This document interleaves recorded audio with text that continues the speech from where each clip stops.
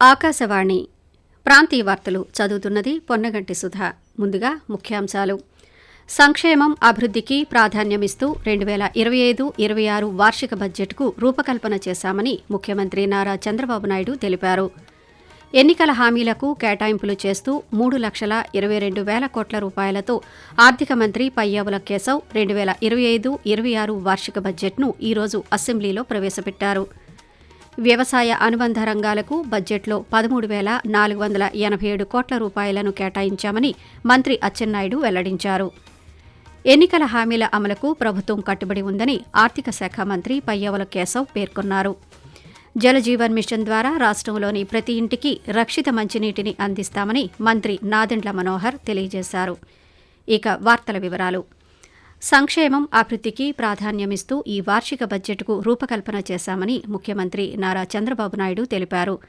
Assembly committee హాల్లో ముఖ్యమంత్రి అధ్యక్షతన ఈరోజు టీడీఎల్పీ సమావేశం జరిగింది. ఈ సందర్భంగా బడ్జెట్ను ఉద్దేశించి మాట్లాడిన ఆయన శాసనసభ్యులకు దిశానిర్దేశం చేశారు. ఈ బడ్జెట్ను ప్రజల్లోకి విస్తృతంగా తీసుకువెళ్లే బాధ్యత శాసనసభ్యులదేనని, మళ్లీ శాసనసభకు రావాలనే భావనతో పనిచేయాలన్నారు. ఎక్కడా విభేదాలకు తావు లేకుండా సమన్వయంతో పనిచేయాలని ముఖ్యమంత్రి చంద్రబాబు నాయుడు స్పష్టం చేశారు. రాష్ట్ర శాసనసభలో 2025-26 ఆర్థిక సంవత్సరానికి గాను 3.22 లక్షల కోట్ల రూపాయలతో వార్షిక బడ్జెట్ను ఆర్థిక మంత్రి పయ్యావుల కేశవ్ ఈరోజు ప్రవేశపెట్టారు. కూటమి ప్రభుత్వం అధికారంలోకి వచ్చిన తర్వాత తొలిసారిగా పూర్తిస్థాయి బడ్జెట్ను ప్రవేశపెట్టారు. ఈ బడ్జెట్లో వ్యవసాయానికి 48,000 కోట్ల రూపాయలు, రెవెన్యూ వ్యయం 2,51,162 కోట్ల రూపాయలు, మూలధన వ్యయం అంచనా 40,635 కోట్ల రూపాయలను కేటాయించారు. రెవెన్యూ లోటు 33,185 కోట్లు ఉండగా ద్రవ్య లోటు 79,926 కోట్ల రూపాయలుగా అంచనా వేశారు. అన్నదాత సుఖీభవ కోసం 6,300 కోట్లు, పోలవరం ప్రాజెక్టు కోసం బడ్జెట్లో 6,705 కోట్ల రూపాయలను కేటాయించారు. ఎన్నికల హామీల అమలుకు ప్రభుత్వం కట్టుబడి ఉందని రాష్ట్ర ఆర్థిక శాఖ మంత్రి పయ్యావుల కేశవ్ తెలిపారు. ఈరోజు శాసనసభలో ఎన్నికల మేనిఫెస్టోలో పొందుపరిచిన అంశాలకు ఎక్కువ కేటాయింపులు జరపడంతో 2025-26 రాష్ట్ర బడ్జెట్ తొలిసారిగా 3 లక్షల కోట్ల రూపాయల మార్కును దాటిందని మంత్రి వెల్లడించారు. సంక్షేమానికి, వివిధ అభివృద్ధి పథకాలకు ఈసారి కూటమి ప్రభుత్వం ప్రాధాన్యత ఇస్తోందన్నారు.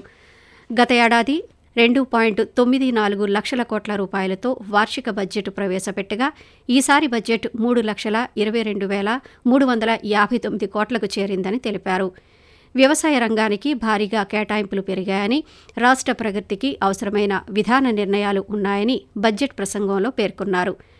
తెలుగు భాషాభివృద్ధికి 10 కోట్ల రూపాయల నిధులను కేటాయించామని మంత్రి వెల్లడించారు.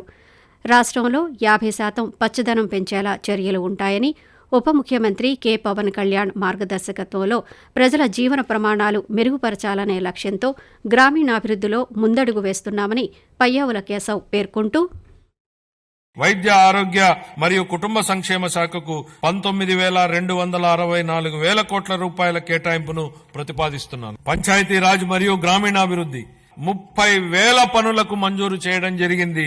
3,000 కిలోమీటర్ల రోడ్లు పూర్తయ్యాయి. ప్రతి తల్లి తన పిల్లలను పాఠశాలకు పంపేలా ప్రోత్సహించే లక్ష్యంతో మరో సూపర్ 6 హామీని అమలు పరిచే దిశగా తల్లికి వందనం పథకాన్ని ప్రారంభిస్తున్నాం.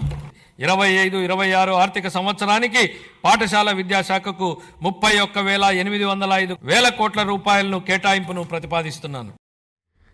రాష్ట్ర పునర్నిర్మాణం, సంక్షేమానికి ఊతమిచ్చేలా బడ్జెట్ ఉందని పర్యాటక, సాంస్కృతిక శాఖ మంత్రి కందుల దుర్గేష్ పేర్కొన్నారు.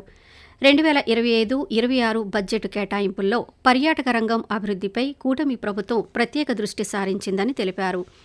ఈరోజు అసెంబ్లీలో ఆర్థిక శాఖ మంత్రి పయ్యావుల కేశవ్ ప్రవేశపెట్టిన బడ్జెట్లో పర్యాటక, సాంస్కృతిక శాఖకు 469 కోట్ల రూపాయలు కేటాయించడంపై హర్షం వ్యక్తం చేశారు. రాష్ట్ర ఆర్థికాభివృద్ధికి పర్యాటక రంగం చోదక యంత్రంగా పనిచేయనుందన్నారు. ఆర్థిక ప్రగతిలో ఈ రంగానికి ప్రాధాన్యత పెరుగుతోందని, అత్యంత వేగంగా అభివృద్ధి చెందుతూ విస్తృతంగా ఉపాధి కల్పిస్తోన్న ఏకైక రంగం పర్యాటక రంగం అని మంత్రి పేర్కొన్నారు. వ్యవసాయ శాఖ మంత్రి కె అచ్చెన్నాయుడు 48,340 కోట్ల రూపాయలతో రాష్ట్ర వ్యవసాయ బడ్జెట్ను ఈరోజు అసెంబ్లీలో ప్రవేశపెట్టారు.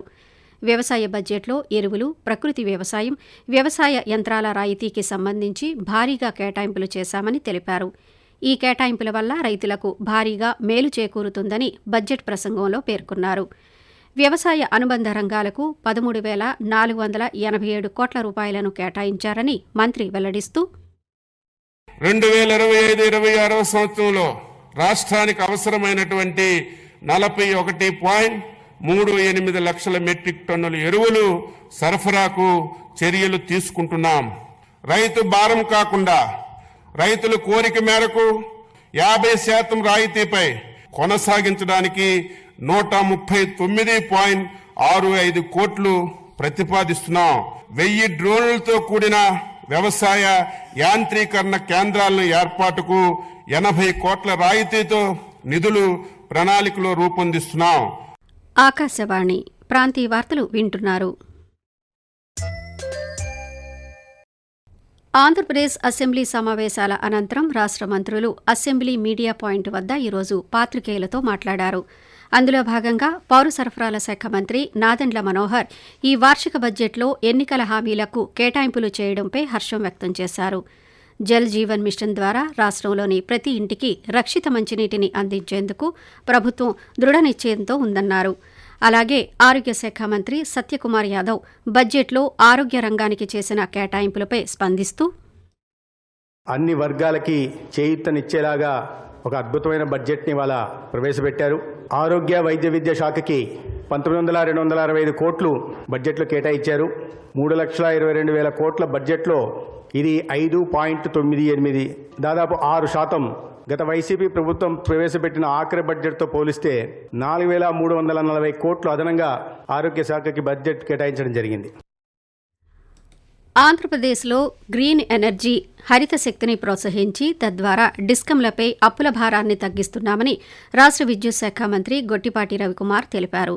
డిస్కంలను బలోపేతం చేయడానికి తీసుకోవలసిన చర్యలపై చర్చించేందుకు కేంద్ర ఇంధన మంత్రిత్వ శాఖ ఈరోజు ముంబై వేదికగా నిర్వహించిన సమావేశంలో మంత్రి గొట్టిపాటి రవికుమార్ పాల్గొన్నారు.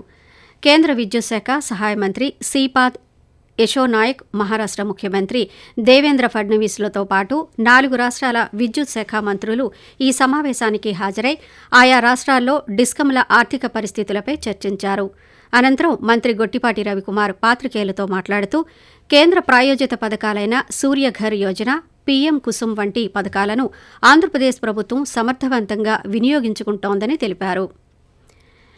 కేంద్ర ప్రభుత్వ యువజన వ్యవహారాల మంత్రిత్వ శాఖ ఆధ్వర్యంలోని నెహ్రూ యువ కేంద్రం నిర్వహిస్తున్న సాంస్కృతిక మార్పిడి కార్యక్రమాలు యువతకు ఎంతగానో దోహదపడుతున్నాయి.